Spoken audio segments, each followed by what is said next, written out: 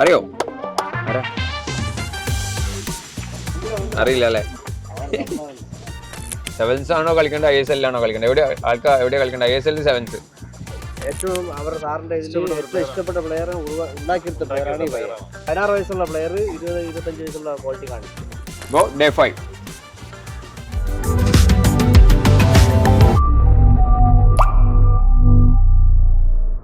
തിരുവനന്തപുരത്ത് നിന്ന് കന്യാകുമാരി പോകുന്ന വഴിക്ക് 2-3 സ്ഥലങ്ങൾ കാണുന്നുണ്ട്. അപ്പം ആദ്യത്തെ പണി ഇത് പെട്രോൾ പമ്പാണ്. ഞാൻ ആദ്യമായിട്ടാണ് KSRTC ഓൺ ചെയ്തിട്ടുള്ള ഒരു പെട്രോൾ പമ്പ് കാണുന്നത് തിരുവനന്തപുരത്ത്. ഇവിടെ നമ്മളെ മലബാർ ഏരിയയിലുള്ള പോലെയല്ല, ഇവിടെ ഫുള്ള് KSRTCകളാണ്. പ്രൈവറ്റ് ബസ്സുകൾ വളരെ കുറവായിട്ടാണ് ഞാൻ കണ്ടിട്ടുള്ളത്. 2-3 സ്ഥലങ്ങൾ ഇന്ന് നോക്കി വെച്ചിട്ടുണ്ട് കന്യാകുമാരി എത്തുന്നതിന് മുന്നേ. അപ്പോൾ നമുക്ക് നേരെ അവിടെ കാണാം, അങ്ങോട്ട് പോവാം. എന്തൊക്കെയാണ് അവിടെ ഉള്ളത് നോക്കാം നമുക്ക്. അവിടെ ട്രൈബൽ കുട്ടികൾ കുറവാണ്, അവിടെ അക്കാദമികൾ നടക്കുന്നുണ്ട്. പൊഴിയൂരൊക്കെ ഇഷ്ടംപോലെ പ്ലേയേഴ്സ് ഉണ്ട്. I ലീഗും ISL-ഉം ഇവിടെ ഡിപ്പാർട്ട്മെന്റ് ടീമുകളൊക്കെ കളിക്കുന്ന ഇഷ്ടംപോലെ പ്ലേയേഴ്സ് പൊഴിയൂരും ആ ഭാഗത്തൊക്കെ ആയിട്ടുണ്ട്. അവിടെ ഒരു ഫുട്ബോൾ ഏരിയ തന്നെയാണ്, കടലോര പ്രദേശം. അതൊരു ഫുട്ബോൾ ഏരിയ തന്നെയാണ്.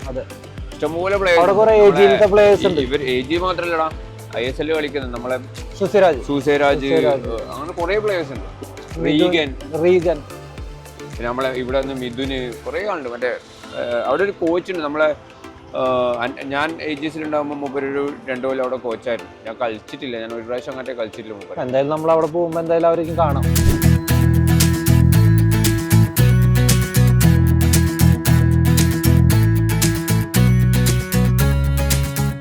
ആദ്യം പൊഴിയൂരും മിഥുൻ്റെ വീട്ടിലേക്ക്. AG-യിൽ ഉണ്ടാകുമ്പോഴാണ് ഞാൻ അവസാനമായിട്ട് ഇവിടെ വന്നത്. അത് 10-13 വർഷം മുന്നെയാണ്. ഹലോ,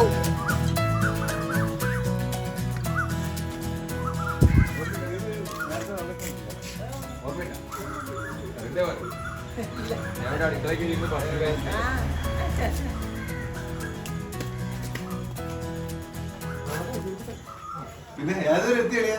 ഞാൻ ഇപ്പൊ അവരെ വിളിച്ചിരുന്നു, അവരെല്ലാം അവരെ അക്കാഡമി അവിടെ എല്ലാം റെഡിയായിട്ട്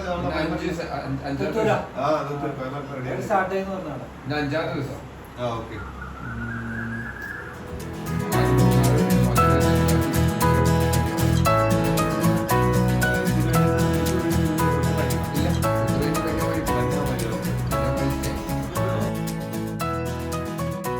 കൈ കാണിക്കട്ടാ, കൈയും കാലും കാണിക്കണേ.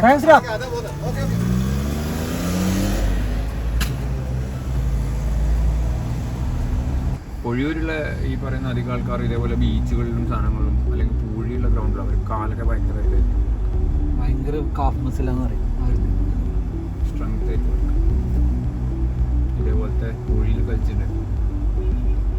നമ്മളെ നാട്ടിലെ അധിക പ്ലേയേഴ്സും ജോലി കിട്ടിയിട്ടാണ് ലോക്കാവുന്നത്. കാരണം നമ്മളെ ഫുട്ബോളിൽ സംബന്ധിച്ചിടത്തോളം നമുക്ക് മുന്നോട്ട് പോകണമെങ്കിൽ ഒരു ജോലി അത്യാവശ്യമാണ്.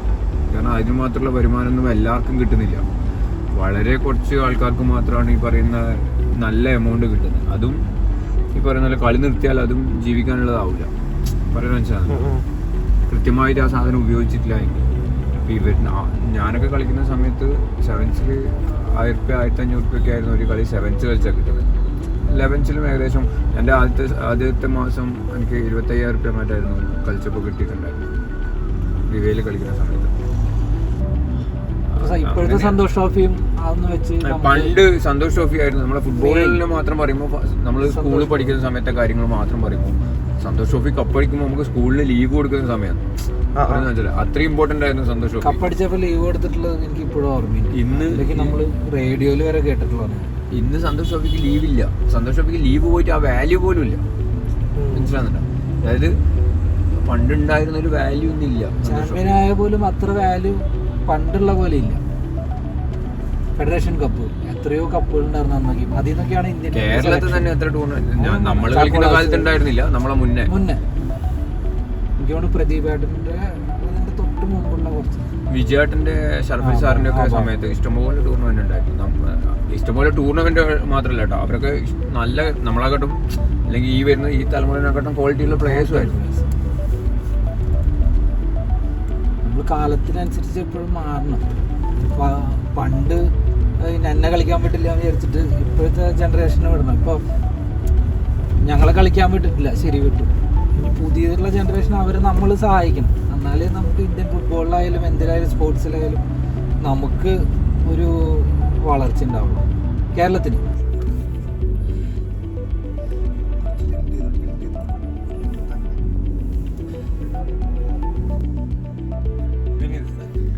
ഇപ്പോൾ നമ്മൾ തൂത്തൂരെത്തി. തൂത്തൂരിൽ മെർവിൻ കോച്ചിങ് ചെയ്യുന്ന ഒരു ഫുട്ബോൾ അക്കാദമിയിൽ. മെർവിന് ഞാൻ എ ജിയിൽ കളിക്കുമ്പോൾ അവൻ ചെന്നൈയിലെ എ ജിയിലായിരുന്നു. ഇപ്പോൾ ഇങ്ങോട്ടേക്ക് ട്രാൻസ്ഫർ ആയി.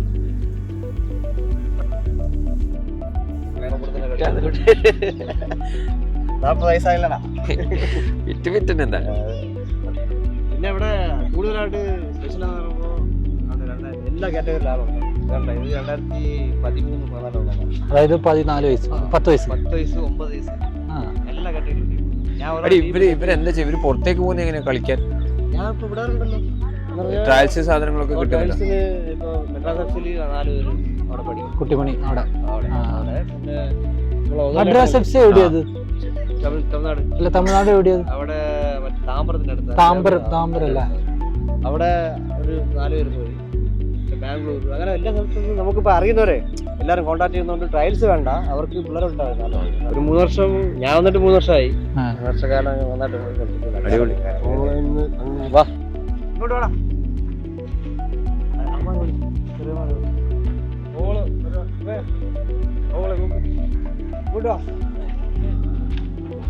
ഹലോ, അറിയോ?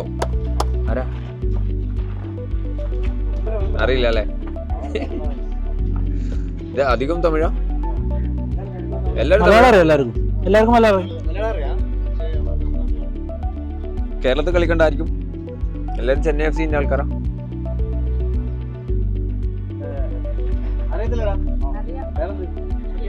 ഇത് റീനോ, അറിയില്ലേ? ഒരു ട്രിപ്പ് പോയിട്ടിருக்கு. ഒരു 50,000 കിലോമീറ്റേഴ്സ് ഓൾ ഇന്ത്യ ட்ரிப்பு தான். அப்போ அதில் இங்கே ட்ரிவாண்டம் வந்தபோது இங்கே தானே ட்ரிவாண்டத்தில் நிறையா ஃபுட்பால் விளையாடுவேன் இல்லை? அவ்வளோதானே? இங்கே தானே அந்த பொழியூர் தூத்தூர் ஏரியா தானே ஜாஸ்தி பிளேயர்ஸ் இருக்குது. இப்போ உங்களெல்லாம் பார்க்கறதுக்கு தான் இங்கே വന്നത്. அவ்வளோதான். എന്തെങ്കിലും ഹെൽപ്പൊക്കെ വേണമെങ്കിൽ നിങ്ങൾ കോൺടാക്ട് ചെയ്യാം, നമ്മളടുത്ത് സംസാരിക്കാം.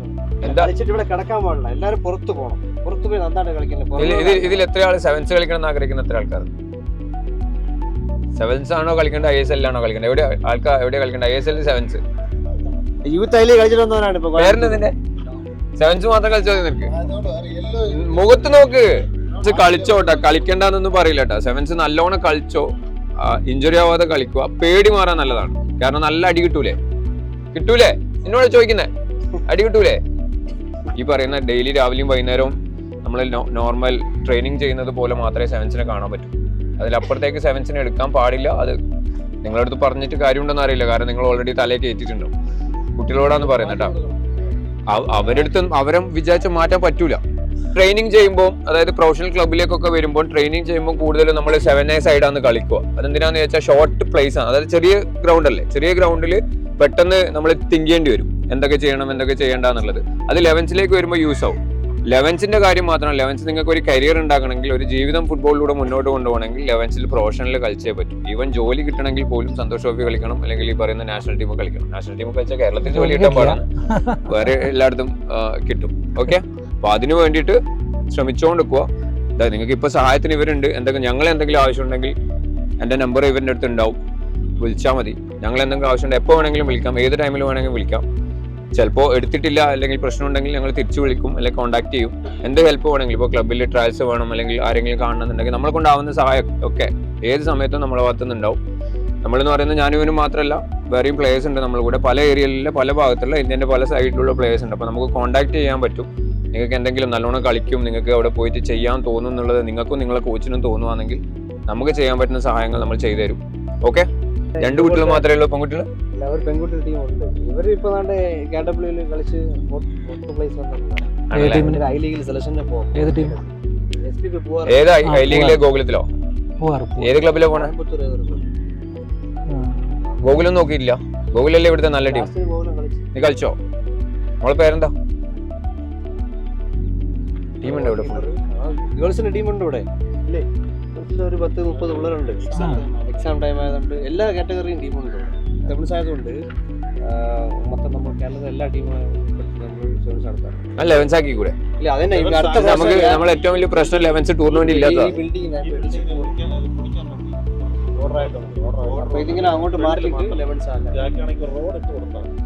പ്ലാനിലാണ് ഞങ്ങൾ ചെയ്തുകൊണ്ടിരിക്കുന്നത്. ഗ്രൗണ്ട് കറക്റ്റ് ആയി അടുത്ത വർഷം മാക്സിമം ആ ടൂർണമെന്റ് 11th ആക്കണം എന്നുള്ളതാണ് ഞങ്ങളുടെ. അത് മാത്രമല്ല ഇപ്പോൾ ഇവിടെ നമ്മളെ ഈ കേരളത്തിലുള്ള എല്ലാ ട്രയൽസും ഇവിടെയാണ് കണ്ടക്ട് ചെയ്യുന്നത്. തമിഴ്നാട്ടിലെ എല്ലാ ട്രയൽസും എല്ലാ വലിയ വലിയ ടീമുകളും ഇവിടെ തന്നെ വരും. കാരണം ഇവിടെ ഒത്തിരി പ്ലേസ് ഉണ്ട്. നമ്മൾ പറഞ്ഞുകൊണ്ട് പല ഭാഗത്തുനിന്ന് നിറയെ ഫെസിലിറ്റി നന്നായിട്ടുണ്ട്, നിറയെ പിള്ളേർ വരും. അപ്പോൾ അവർക്ക് ആവശ്യമുള്ള പിള്ളേരെ കൊണ്ടു. അങ്ങനെയാണ് ഇവിടെ സെലക്ഷൻ നമുക്ക് അറിയുന്ന കോച്ചസ് പറയുകയാണെങ്കിൽ 20 പിള്ളേർ കൊടുത്തു ഇപ്രാവശ്യം. ആണല്ലേ? എല്ലാ മേഖലയിലെയും പിള്ളേരുണ്ട്.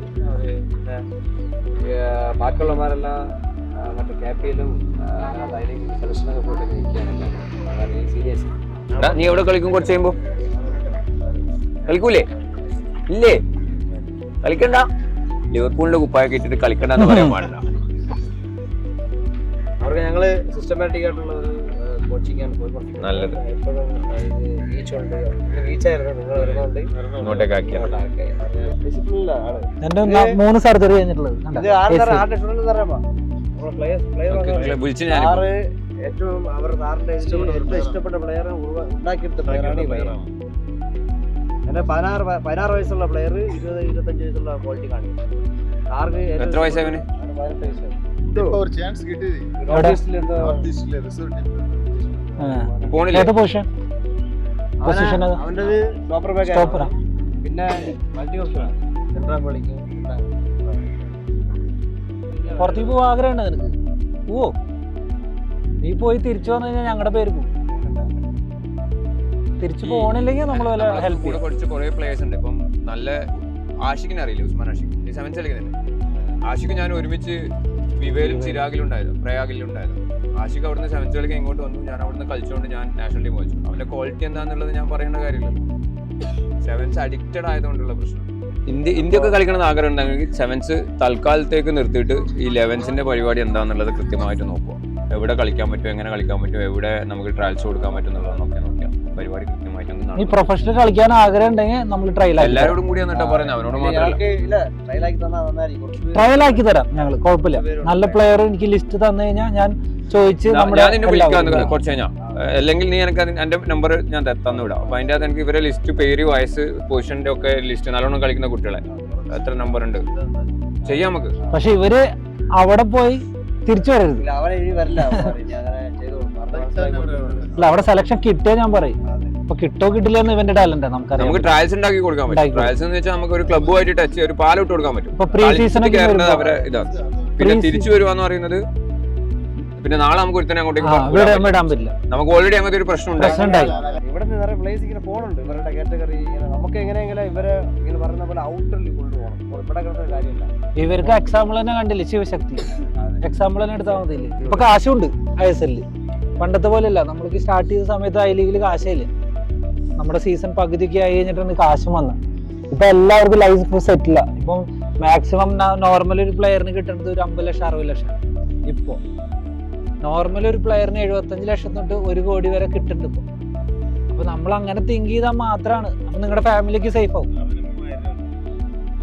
അത് അവന്റെ കുഴപ്പം. നിങ്ങളൊന്നും അത് കേൾക്കരുത്. ഈ ചെറിയ കുട്ടികൾ വരേണ്ടത്. ഇപ്പൊ നിങ്ങൾക്ക് ജോലി എടുക്കുകയാണെങ്കിൽ ജോലി എടുക്കാം, പ്രൊഫഷണൽ കളിക്കുകയാണെങ്കിൽ പ്രൊഫഷണൽ കളിക്കുക. അത് നിങ്ങളുടെ തീരുമാനം. സ്റ്റാർട്ടിങ് അങ്ങനെയാവും. ഞാൻ ഫസ്റ്റ് സാലറി എന്റെ 750 രൂപ. 750 രൂപ അത് ഞാൻ വിട്ടെങ്കിലോ. റിസ്ക് എടുക്കണം. റിസ്ക് എടുത്തില്ലെങ്കിൽ ഇപ്പൊ സ്റ്റാർട്ടിങ് ഒരു ചെറിയൊരു ഇതുണ്ടാവും. ഒരു 3-4 കൊല്ലം കഴിയുമ്പോൾ സക്സസ് ആവും. കോടികളിൽ കിട്ടും. നന്നായി കളിച്ചാൽ കോടികളിൽ കിട്ടും. കഴിഞ്ഞ നമ്മുടെ പ്രാക്ടീസും കഴിഞ്ഞാ ഫോട്ടോ എടുക്കാം എല്ലാവരും.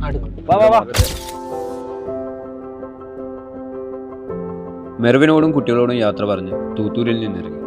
ഇനി നേരെ കന്യാകുമാരിയിലേക്ക്. അവിടെ തമിഴ്നാട് ഫോറസ്റ്റിന്റെ ഗസ്റ്റ് ഹൗസ് നമുക്കായി ബുക്ക് ചെയ്തിട്ടുണ്ട്.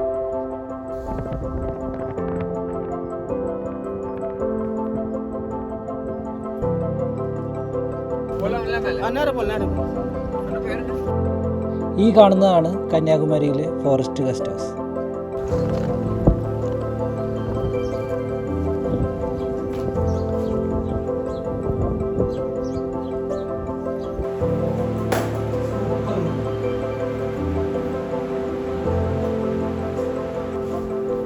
ഇതാണ് ബാൽക്കണി. Super view.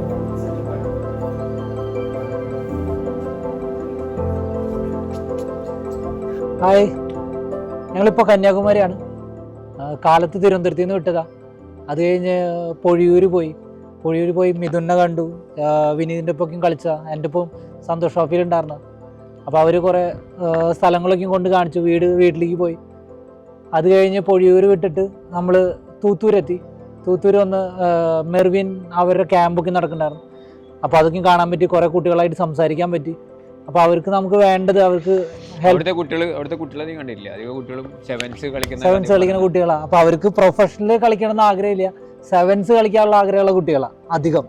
അപ്പോൾ നമ്മൾ പറഞ്ഞു സെവൻസ് കളിച്ചതുകൊണ്ട് കുഴപ്പമില്ല. ഇപ്പോൾ സെവൻസ് കളിക്കാന്ന് പറഞ്ഞാൽ പേടി മാറ്റാൻ നല്ലൊരു ശരിക്കും പറഞ്ഞ ടൂർണമെന്റ്. അത് സെവൻസ് ഭയങ്കര അഡിക്റ്റീവാണ്. ശരിക്കും അഡിക്റ്റീവ് ആകുന്ന ഒരു സാധനമാണ്. കാരണം ഭയങ്കര എന്താ പറയാ, കേരളത്തിലെ ഏറ്റവും വലിയ ആവേശമുള്ള ഒരു കാണികളായാലും എന്തായാലും പല പ്ലേയേഴ്സും ഉണ്ട്. ഈ പറയുന്ന സെവൻസിന്റെ അകത്ത് മാത്രം നിന്നിട്ട് മുന്നോട്ട് പോകാൻ പറ്റാത്ത പല പ്ലേയേഴ്സും ഉണ്ട്. അങ്ങനെ അവിടുത്തെ കുറെ കുട്ടികൾ സെവൻസ് കളിക്കണം എന്ന് ആഗ്രഹമുള്ള കുറെ കുട്ടികളുണ്ട്. ഇപ്പോൾ ഓപ്പർച്യൂണിറ്റി കിട്ടിയാലും പുറത്തു പോകാത്ത കുറെ കുട്ടികൾ. അവര് നമ്മളോട് പറഞ്ഞില്ലേ ഇതൊന്ന് സെവൻസ് മാറ്റി ഈ ഗ്രൗണ്ട് ഞാൻ 11s ആക്കാൻ പോവാ, നിങ്ങളൊന്ന് അവിടെ പൊഴിയൂര് നമ്മൾ ബീച്ച് പോയില്ലേ, പൊഴിയൂർ ബീച്ച് കുട്ടികൾ കുറെ കളിക്കുന്നുണ്ട്. നമ്മൾ വണ്ടി എടുത്ത് പോയി അതിന്റെ അടുത്ത് ഒരു ഗ്രൗണ്ട്, ഇപ്പം ഗവൺമെന്റ് ഒരു ഗ്രൗണ്ട് ഉണ്ടാക്കുന്ന അവിടെ നിന്ന് പണി നടക്കുന്നുണ്ട്. തൂത്തൂര് കണ്ടപ്പോ കുറച്ച് നമ്മൾ അറിയണ ഏജന്റുമാരൊക്കെ വിളിച്ച് പറഞ്ഞിട്ടുണ്ടായിരുന്നു ഇങ്ങനെ പ്ലേയേഴ്സ് ഇവിടെ ഉണ്ട്, ഇവർക്കൊക്കെ ഒരു നല്ല ഫിറ്റ് ആവും കുട്ടികൾ, ഇവർക്കൊരു ട്രയൽസ് ഒക്കെ വെച്ച് തായോ, അപ്പോൾ ഇവർക്കൊക്കെ നല്ലൊരു ഭാവി ഉണ്ടാവും. ഇപ്പോൾ നമ്മൾ ആ സെവൻസ് കളിക്കുന്ന പ്ലെയറിനെയും അവനോട് നിനക്ക് പ്രൊഫഷണൽ കളിക്കണം ചോദിക്കുമ്പോൾ ആദ്യം പോകണ്ടെന്ന് പറഞ്ഞു. പക്ഷെ നമ്മൾ അതിനെപ്പറ്റി പറഞ്ഞപ്പോൾ ചില കുട്ടികൾക്ക് അറിയില്ല ഇതിനെപ്പറ്റി. ഒരിക്കൽ പറഞ്ഞോണ്ടൊന്നും കുട്ടികൾക്ക് എന്തായാലും നമ്മള് സഹായിച്ചു കൊടുക്കണം. ഇപ്പൊ മെർവിനായാലും നമ്മളോട് കുറെ പറഞ്ഞല്ലോ, ഇവര് എത്ര നല്ലോണം എടുക്കുന്നുണ്ട്. മെർവിൻ ഉണ്ടായി, ക്രിസ്റ്റോ, ബ്രിട്ടോ, സാച്ചാട്ടനിയന്മാര് അവരാണ് 91 അത് 91 തൊട്ട് അതായത് 32 വർഷം എന്തായി അവിടെ ആഗ്രഹം ഉണ്ട്. അപ്പൊ അവര് പറയണ്ടായിരുന്നു 11s ചെയ്യാൻ പോവാ അത് ടൂർണമെന്റ്. അപ്പൊ ഈസ്റ്ററിന് വിളിച്ചിരുന്നു, പക്ഷെ നമ്മളിവിടെ ഉണ്ടാവില്ല ഈസ്റ്ററിന്. അപ്പൊ അടുത്തോട്ട് എന്തായാലും ഈസ്റ്റർ പോയി കാണാമെന്ന് നമ്മൾ പറഞ്ഞിട്ടുണ്ട്. പക്ഷെ പൊഴിയൂർ ഉള്ളതുപോലെ ആയിരിക്കണം ശരിക്ക് ആൾക്കാർ എടുക്കേണ്ടതെന്ന്. അതായത് കുട്ടികളെ എല്ലാ ദിവസവും അവർ ട്രെയിൻ ചെയ്യുന്നുണ്ട്, രാവിലെയും വൈകുന്നേരവും. അവിടെ പെൺകുട്ടികളുടെ ടീമുണ്ട്, പെൺകുട്ടികളുണ്ട്. അവിടെ ഗോകുലത്തിലേക്ക് കളിക്കുന്ന പെൺകുട്ടിയൊക്കെ ഉണ്ടായിരുന്നു, ഗോൾ കീപ്പർ, പേര് ഞാൻ മറന്നു. കന്യാകുമാരി എത്തി. കന്യാകുമാരിയിലെ സൺസെറ്റാണ് നിങ്ങൾ കാണുന്നത്. സൺസെറ്റ് കഴിഞ്ഞു ഓൾറെഡി. ഇനിയിപ്പോൾ നാളെ തിരുനെല്ലി വഴി രാമേശ്വരത്തേക്ക് നമ്മൾ പോകും. തിരുനെല്ലി പോകുന്ന വഴി 1-2 സ്ഥലങ്ങളും കൂടി പറഞ്ഞു. തിരുനെൽവേലി വഴി എന്താ പറയുക, ഫോറസ്റ്റ് ഓഫീസർ, ചെന്നൈയിലുള്ള ഒരു ഓഫീസർ ഇവിടെ വിളിച്ച് ബുക്ക് ചെയ്തതാണിത്. നമ്മളെ പ്രഭുവട്ടം വഴി ബുക്ക് ചെയ്താണെന്നതാണ്. പിന്നെ ഇവിടെയാണ് സ്റ്റേ. എന്താ പറയുക, നമ്മൾ വൈകുന്നേരം 4-4:30 ആകുമ്പോഴേക്കും ഇവിടെ എത്തി റെഡിയായി ഫ്രഷായി ഒന്ന് കറങ്ങി വിവേകാനന്ദ പാറയും കാര്യങ്ങളൊക്കെ കണ്ട് തിരിച്ചിപ്പോൾ സൺസെറ്റ് വന്ന് ഇന്ന് വൈൻഡപ്പ് ചെയ്യാണ് ഇവിടെ. ഇന്നിവിടെ സ്റ്റേ പറഞ്ഞു കഴിഞ്ഞല്ലോ. ഇന്നിവിടെ സ്റ്റേ, നാളെ രാവിലെ ഇവിടെ നിന്ന് ഇറങ്ങും. അപ്പോൾ നാളെ കാണാം. ബൈ.